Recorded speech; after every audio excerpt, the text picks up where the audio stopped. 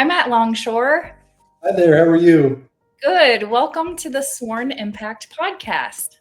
Thank you for having me. I'm excited to be here. Yeah, I really love the podcast because it's a chance for listeners, watchers, even our past students from Sworn Impact training to get to know instructors a little bit better.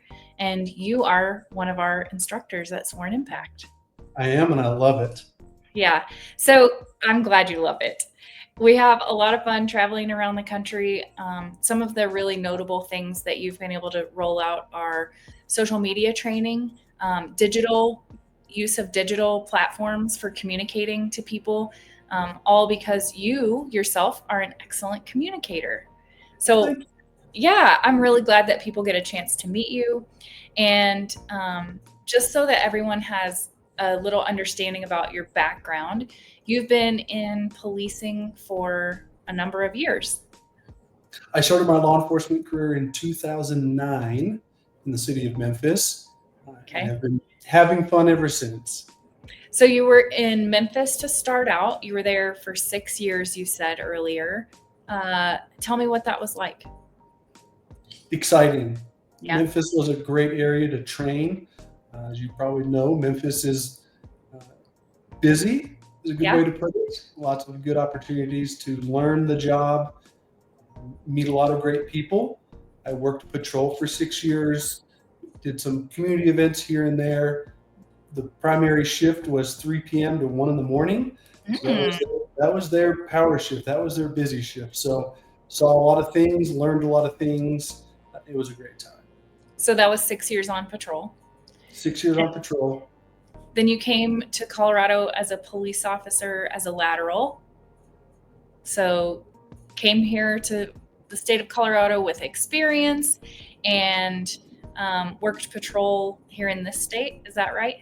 Yep. Did a little over 3 years of patrol here in Colorado before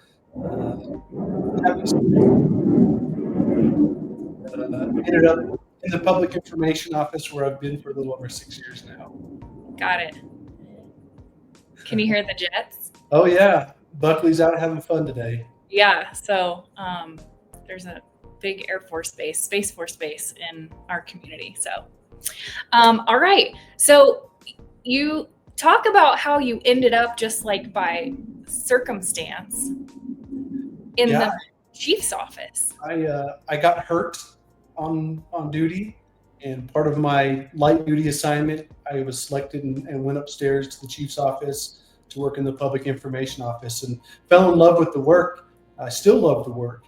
I really love working closely with the chief and the command staff of the department, working, highlighting our officers and the great work they're doing. And surprisingly enough, I still kind of enjoy working with the local media. Great.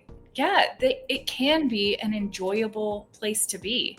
So just for terminology, in public safety, whether you are police, fire, EMS, we use the term PIO, and that stands for Public Information Officer. That's the person representative of your agency who works with the media, who puts out information to the community. Really think of it as external communicator, right? It's a great way to external communicator, right? You could also be the PR person for the department. You're the one putting out, all of those things, coordinating with local and national media. I think that's an easy way to describe your job that's not in public safety is I just do PR for the police department. Yeah, perfect. So things have changed across like how people consume information and how quickly media is on scene of a critical incident. And I really want this podcast to be useful, specifically for police officers, since you're in the law enforcement realm, police officers who might not be a PIO, whose PIO might be 30 minutes out from responding to an incident, but every neighbor is out there recording, capturing. I mean, of course, the body-worn cameras are on, but everyone else has these little devices, and now everyone's a reporter. Technology has taken it away. Technology has changed our lives in general. right? You now have the world in the palm of your hand, and included that is the ability to live stream. We're seeing more and more community reporters, we'll call them, people Mhm. showing up.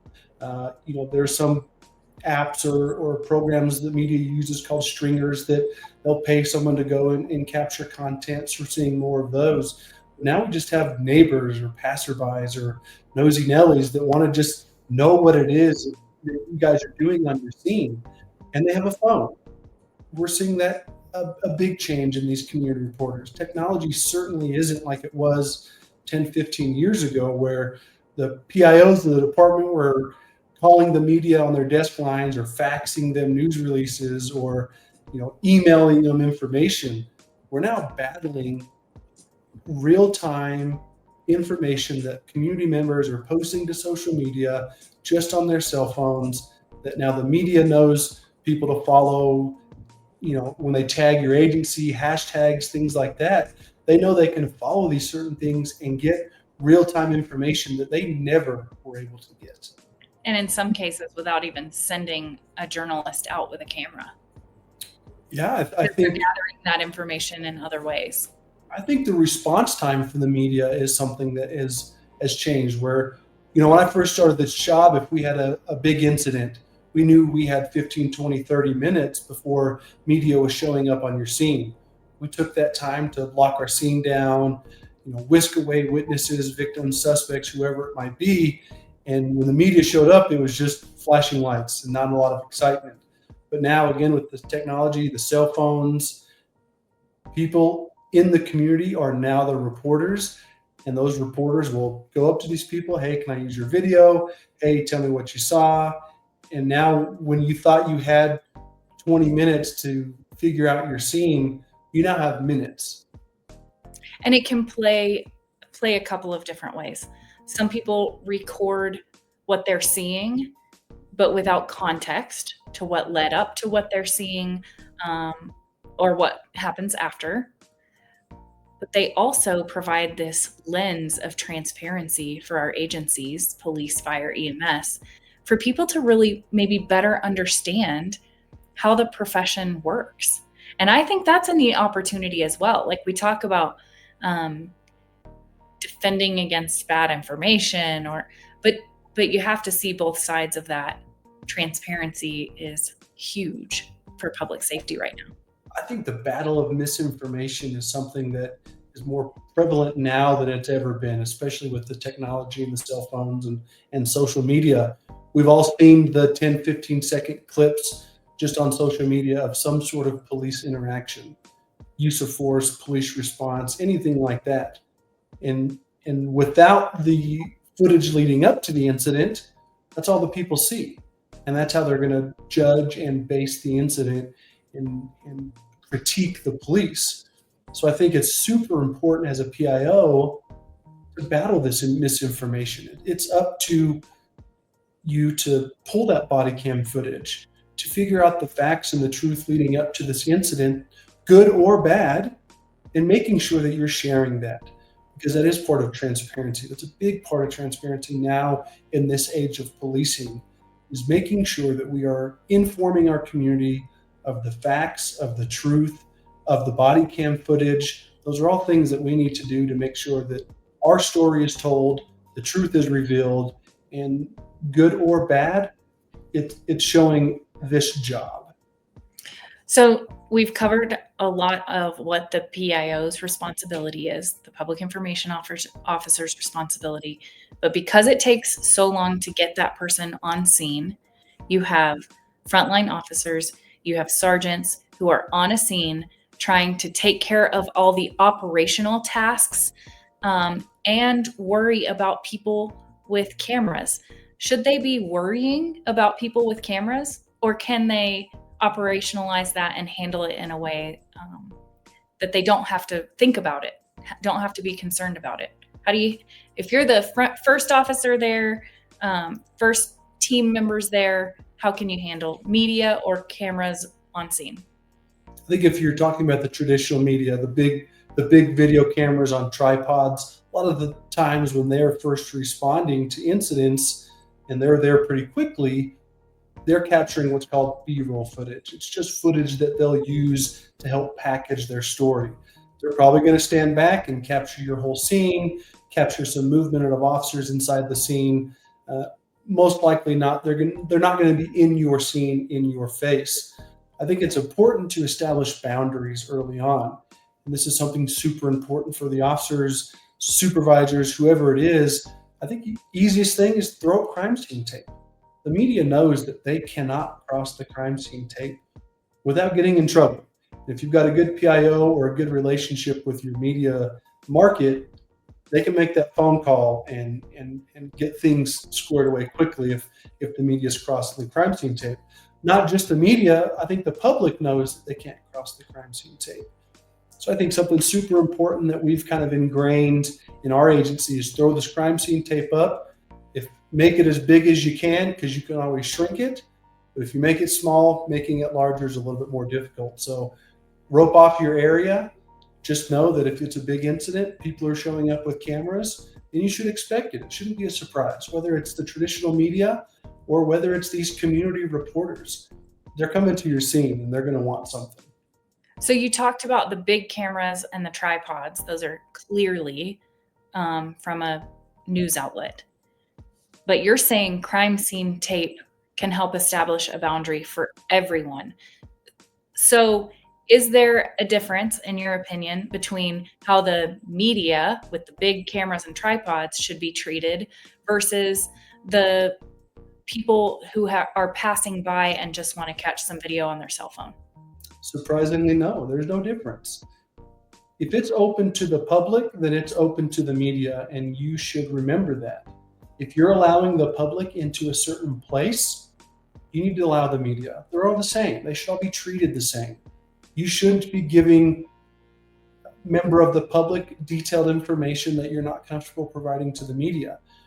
Because as a public information officer, you're not just specific to, residents in this area. Public is at the beginning of your title. I think it's for the entire public to know. Your media has a reach of your entire city, county, region, area. That is the public. I think your message to somebody should also be the same message that you're giving to the media. I like reminding officers on scene of that as well.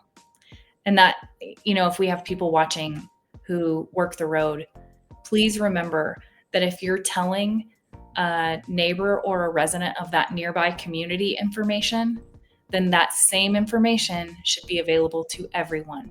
Please keep that in mind, that it's not just a physical space that should be a level playing field, it's access to information. Absolutely. The information is important no matter who receives it, but also equally important is the quality of their microphones. You'd be very surprised on these television cameras how much information that they can hear, even if they're across the street. These high-powered microphones do a really good job. So be cautious of your conversations on the scene with other officers, things like that. We have seen time and time again, these conversations can be picked up. So just be cautious when having these types of either, you're calling your watch commander, your supervisor, you're calling the chief, trying to have a conversation about what happened. Be cautious of where you stand when you do that. Those cameras could be picking it up. Those cameras definitely can be picking it up. That's a great reminder. That's such a great reminder. Should officers automatically be comfortable when somebody puts this in their face? I mean, I don't think anyone is comfortable when somebody puts a camera in your face, even though they are wearing a camera. It feels different when somebody aggressively puts a camera in your face and wants a comment. Can you maybe talk about how to take a breath and think about what you need to say as an officer? If you're not trained in that, it certainly can be scary or uncomfortable. Just, again, take a breath, step back, and tell them, hey, I'll be right back. I need to go gather some information. Or the public information officer is on his way, and he'll certainly answer those questions for you. Try not to get flustered. Try not to say something inappropriate They're trying to get information just like anybody else. Just take a second, take a breath. I know it's uncomfortable with the camera being in your face, and you let them know, hey, I'm actually doing this other type of job. We'll come when we have the information. We'll certainly come back and share it with you. That's And great. a lot of times they're happy with that. I know the media is happy with that. Even scenes that I've responded on, the media's approached a watch commander wanting information, and they can buy the time like, hey, the PIO's en route. He'll be able to, provide an interview for you. And they know, okay, great. Let me stop bothering these people on the scene. I can go stand somewhere safe and then wait for the public information officer or chief or whoever it is to come on camera and give an update to your incident. I think that is really useful information for people. Like, find a graceful exit. And I really like, someone said this once, you can always talk about the process you're taking. That's typically very open public information. So you could always say, hey, my job on this scene is to collect evidence. And so I need to go do that right now. I'm going to have you stay right here on this side of the crime scene tape. And then, assure them that someone is going to be there to help answer questions. But that graceful exit and explaining what your job is, what your role is there, helps people so very much. I think it's super important also to tell people why you're out there. If you've got 10, 15 cars out on an incident scene and no one knows what's happening, you can give some basic details, right? Like, hey, we received a call at 10:30 this morning about shots fired in the area. Obviously, there's a lot of officers out here. We're trying to figure out what's going on. You told them a bunch without telling them anything, right? You gave the time of the call, which is public information, right? That's stuff that would be released anyways, and the type of call you responded on. Give them some basic facts, whether they're the community or the actual traditional media, and they'll most likely leave you alone until more information is readily available.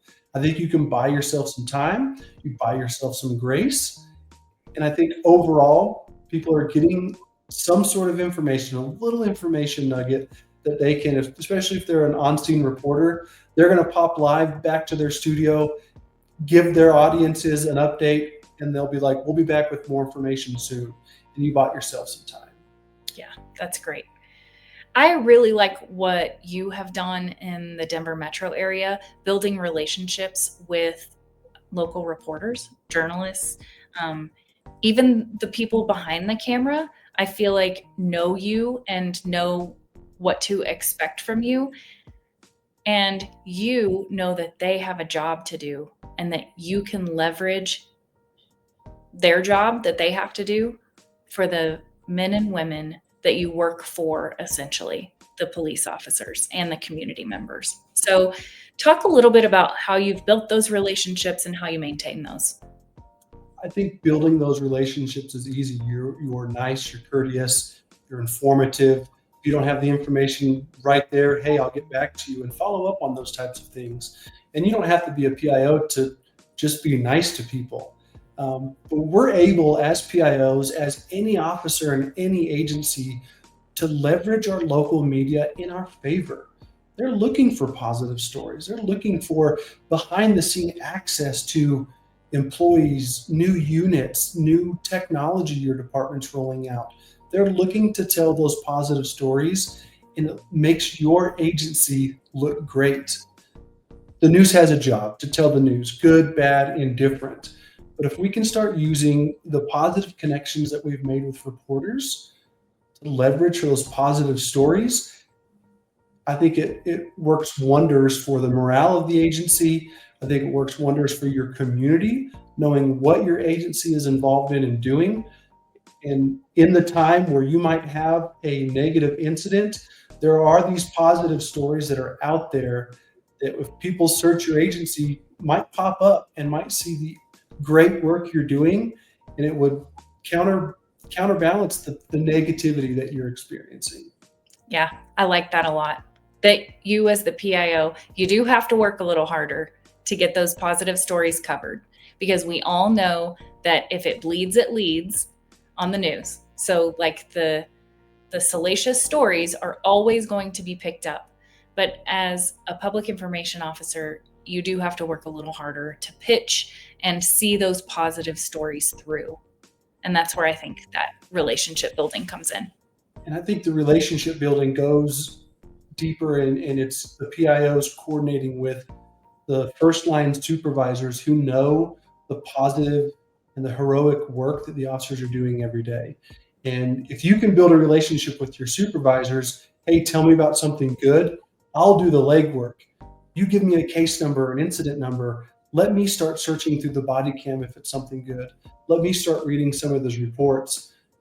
And then you start knowing and learning more about the positive work you're doing, and that's the PIO doing their job. It's going to be a little tedious. It's going to have a lot of legwork involved. I think though the end result is so much better and so much more positive for your agency.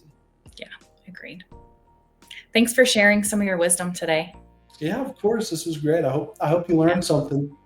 Yeah, I think there's a lot of great content here for all levels of an organization, whether you're a chief at the top who might need a better understanding of the us versus them media mentality or messaging mentality, or a frontline employee who's dealing with a big incident and needs to buy themselves some time. Absolutely. And my message to chiefs and executives, if you don't have a PIO, you should explore getting one. I think it helps shape your agency, shape your message as a department. Overall, I think it's a great thing to have. Yep. And as always, we really like having follow-up discussion with people who might have questions or have thoughts on what we've talked about today. So in comments, please feel free to reach out to us, send us a direct message, let us know that you want to talk a little more on a certain subject, and I'll put all of that in the comments with this recording. Great. Thank you very much, Matt. Thanks for the time. Yep. Thanks for having me. All right. Have a great afternoon. Yeah. Bye-bye.